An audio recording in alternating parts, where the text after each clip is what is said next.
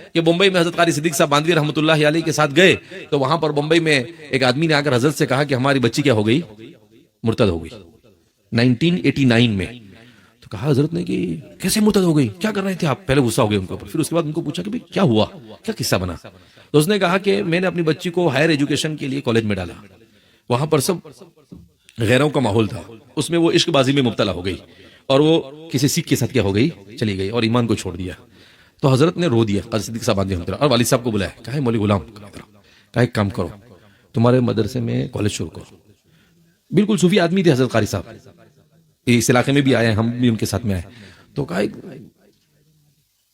کہ دیکھو مولوی غلام، تو ابا نے کیا کہا کہ حضرت یہ مولوی اور مفتی اپنے کو ایسے کافر کے فتوے دے دے گا، آسان کام نہیں ہے. تو حضرت نے کہا کہ دیکھو اپنی نسلوں کا ایمان بچانا یہ ہماری زندگی کا مقصد ہونا چاہیے. مجھے ایسا سمجھ میں آتا ہے کہ ہمارے اپنے ادارے ہوں گے تو ہمارے بچوں کا ایمان بچ سکتا ہے، ورنہ ایمان بچے گا نہیں ان کا.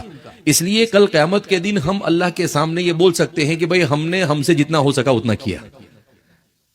کہا ٹھیک ہے حضرت آپ کا حکم ہو.